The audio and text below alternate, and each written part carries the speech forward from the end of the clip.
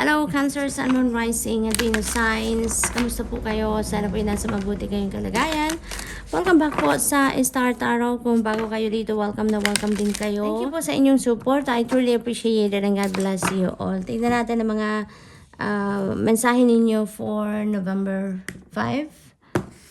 For Cancer, we have action. Ayan. So, wala nang procrastination dito, wala nang patumpik-tumpik pa, no? You are invited here to take action. You are invited here to roll your plans, no? Yung ganon. Perfect timing na sa ngayon para gawin nyo na ang mga dapat ninyong gawin. Perfect timing na para isakatuparan nyo na yung mga dreams ninyo, yung mga hopes ninyo, yung mga goals ninyo, yung ganon, ano? Get on your feet, no? Spread your wings and fly high, Cancer. Yun ang panawagan sa iyo ng message na ito.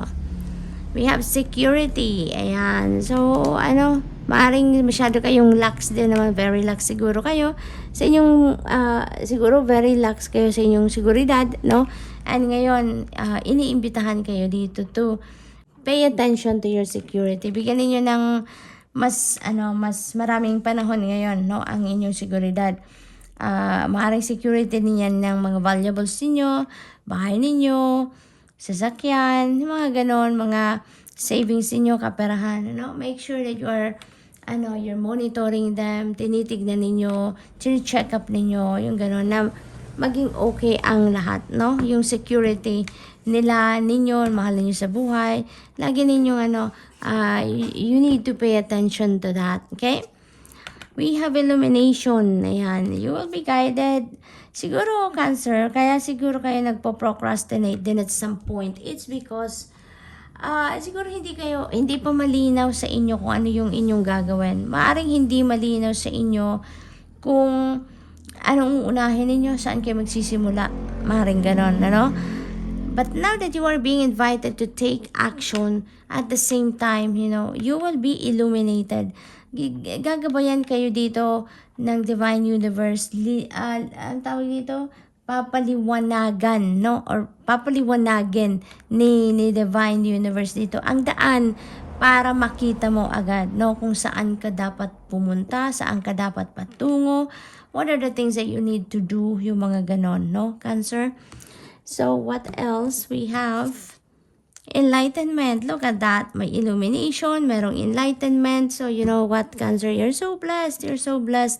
Kasi, sa panahon ng mga kalituhan, sa panahon ng indecisiveness, nandito ang gabay ng Divine Universe para sa iyo, no? Alam mo yun, it will be illuminated for you. Yung tamang daan will be illuminated for you nang sa ganon makapagsimula ka na, no? Magawa mo na ang mga practical steps na kailangan ninyong gawin nang sa gayon makausad na kayo dito sa plano ninyo siguro, sa goals ninyo, sa dreams ninyo, yung mga ganon. So, you have nothing to worry about, Cancer. Ang mahalaga dito, is for you to always tune in with your intuition nang sa gayon mapipick up ninyo kung ano yung divine guidance para sa inyo na makakatulong sa inyo para makapag-move forward na kayo in life, no? What else? We have inner peace. Ayan. This is what you need to do. No, this is what you need to do. Kasi siguro busy kayo, lagi kayong may ginagawa, lagi kayong may pinagkakaabalahan, preoccupied kayo lagi. Kaya hindi ninyo agad-agad mapipick up, no, yung divine guidance sa inyo because your mind is always running, your body is always busy doing something. Kaya kailangan ninyo dito na mag-solitude din. Kailangan ninyo na magmuni-muni, spend time alone nang sa gayon makapag-reflect kayo, makapag-isip-isip kayo at saka mapahinga ang katawan ninyo at ang isipan ninyo, no? So that you can find your inner peace. Kasi maari din na you're playing small here, no? Ang iba sa inyo, hindi kayo masyadong confident siguro sa iniisip ninyo, no? Kaya naman, 'di ba, meron tayong call to action kumbaga, pero hindi hindi ninyo masyadong sigurado kung ano ang gagawin ninyo siguro. Kaya naman meron tayong illumination, enlightenment, at makukuha ninyo ang mga yan by reflection mode, by spending time alone, no? Wala kayong kausap muna, walang mag-iistorbo sa inyo. Makukuha ninyo ang kapayapaan muna sa dibdib, sa isip ninyo, and doon na yan lalabas, no? Yung mga divine guidance na yan, ma-access nyo na yan, no? So you really need to find your inner peace muna. Nang sa gayon, yung parang matahimik muna ang inyong kalooban, yung inyong isipan, no? Na marinig din ninyo ang gabay para sa inyo. So, Cancer, that's all I have for you for today. I hope nakatulong ang mga mensahe ito in some way. Thank you for watching. Love and light. Namaste. Hello, Scorpio, Sun, Moon, Rising, and Venus signs. Kamusta po kayo? Sana po nasa mabuti kayong kalagayan. Welcome back po sa Star Tarot. Kung bago kayo dito, welcome na welcome kayo. Thank you po sa inyong support. I truly appreciate it and God bless you all. Tignan natin ang mga messages ninyo po for November 5, Scorpio. Una mensahe ninyo ay leadership. Yan, napakaganda. So, parang sa ang sitwasyon ninyo, is calling for your leadership. No? Yung leadership powers ninyo, kailangan ninyo sigurong ilabas sa ngayon. Maaaring ganoon. Maaaring kayo yung go-to person ng mga tao sa paligid ninyo, relying on you para ikaw yung mag-lead sa kanila, ikaw mag-set ng example sa kanila, yung mga ganon, or ikaw yung yung go-to person nila dahil maring meron kayong sense of leadership talaga, no? Kaya kayo ang nilalapitan para matulungan sila.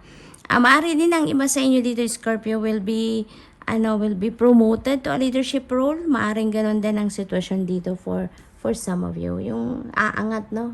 Finally, aangat na yung inyong posisyon sa trabaho. We have solitude. And so this is an invitation for you to put yourself into stillness, into solitude. Maaaring kailangan ninyong mag-renew kayo ng sarili ninyo sa ngayon.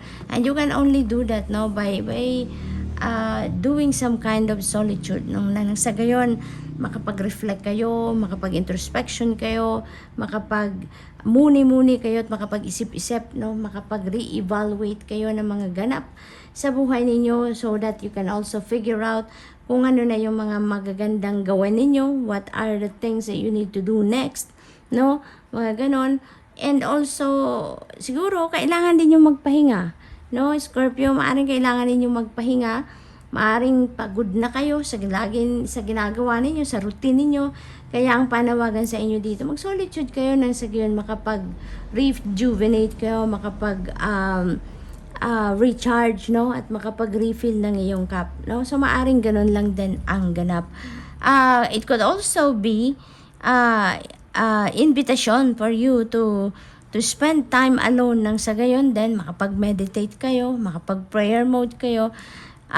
Maybe there is also divine guidance na kailangan ninyong ma-access dito. Kaya kailangan ninyong magsulo muna, no? Para walang mag-istorbo sa inyo, walang kumausap muna sa inyo. So, maaring ganun din ang ganap dyan, Scorpio. We have focus, ayan, laser focused ang iba sa inyo dito. Or maybe this is an invitation for you na mag-focus kayo sa mga iba't ibang bagay sa ngayon na kailangan ninyong gawin. Maaring focus kayo dito sa pagsisimula ng inyong bagong trabaho, bagong posisyon sa trabaho, no, bilang leader. Maaring ang iba sa inyo distracted siguro sa ngayon. That's why may solitude energy na invitation para sa inyo dahil siguro marami kayong iniisip, marami kayong ginagawa, no? Kaya iniimbitahan kayo dito na mag-solitude muna kayo. Put yourself into stillness nang sa gayon makapag-focus talaga kayo dito sa kailangan ninyong pag-focusan, ano? Fulfillment, napakaganda. There is happiness dito, joy, overflowing of joy ito kasi feeling fulfilled kayo dito, no? Maaari din na meron kayo ditong wish na mapu-fulfill. Maaring yung promotion na yan, Scorpio, is your wish, no? Maaring yan, dream ninyo yan. Maaari din na alam mo yun, matagal na siguro ninyong minamanifest yan ang leadership role na yan. Kaya ngayong maaring ibigay na sa'yo ng Divine Universe yan, ano, at talagang you are going to be feeling happy, joyful, fulfilled, yung ganon. So, meron ditong achievement, meron ditong accomplishment, meron ditong wish fulfillment, no, na maaring maganap para sa inyo, Scorpio. Love, napakaganda rin. Love is going to be in the air for some of you, Scorpio. Love is in the air. So this is really beautiful.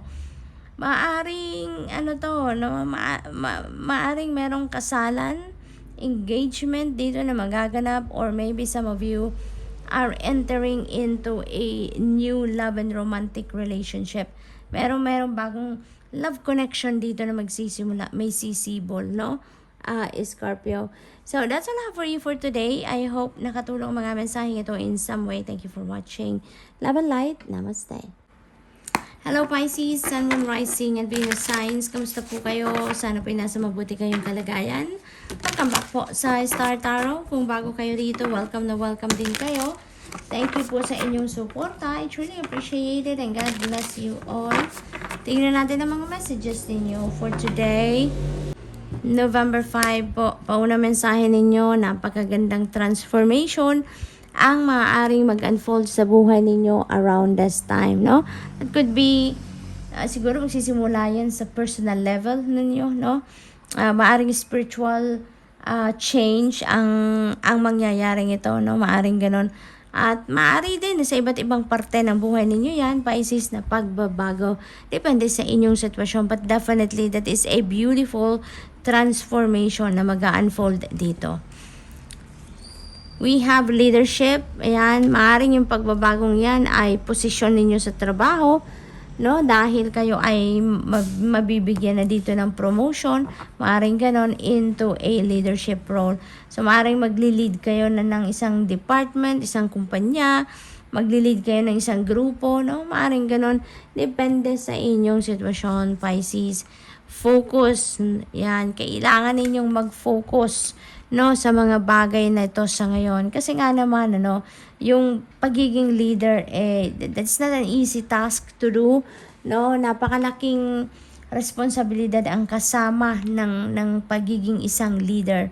Kaya ngayon, parang inibitahan kayo dito na maging focus kayo dito sa bago ninyong posisyon, Pisces, nang sa gayon, ano, magampanan ninyo ng maayos, ng efficient, ng maganda, no, maayos at maganda ang ano ninyo trabaho, no, bilang isang leader. So be laser focused dito sa mga pagbabagong mangyayari, sa transition na mangyayari dito, no, at dito sa pagiging leader ninyo. So what else? We have abundance. Ayan, napakaganda, financial abundance, no, parating sa inyo, Pisces. So, maari din talaga na ang pagbabagong ito is linked sa inyong money, career, and finances, no? Dahil meron tayong leadership card dito, so maaring magbabago talaga ang posisyon ng iba sa inyo. Mapopromote kayo into a leadership role. And yung posisyon na yan, syempre, mas mataas na posisyon, mas mataas din ang sweldo, diba? So, kaya naman siguro, ang iba sa inyo, magbabago din ang financial landscape ninyo. You know, kasi may financial gain kayo dito. Merong mas dagdag na sweldo, mas dagdag na kaperahan ang parating sa inyo dito, na hatid din ng leadership role na yan, ano, Pisces. So, good luck. At finally, you know, you are going to experience abundance and prosperity sa buhay ninyo. So, that is really a beautiful change, no? Delight, ayan. Magiging masaya talaga kayo dito. Magiging masaya kayo. Feels like to me that you're going to be enjoying this role, this new role na nagagampanan ninyo dito. Maaaring ito talaga yung ano ninyo, no? Yung destiny ninyo. You are destined to be a leader. You are destined to inspire to lead people, yung mga ganon. Kaya magiging masaya kayo dito. Mai-enjoy ninyo yan. You're gonna have fun dito sa pagiging leader ninyo, Pisces. So that is really a beautiful message para sa inyo. May heads up sa inyo na Sige, maging focus ka dyan sa inyong ginagawa or mag-focus ka sa mga pagbabagong ito sa buhay ninyo dahil ito yung maghahatid or magbubukas ng pinto para sa inyong financial success, prosperity, and abundance and kasiyahan, no? So, good luck and that's all I have for you for today. I hope nakatulong ang mga mensaheng ito in some way. Thank you for watching. Love and light. Namaste.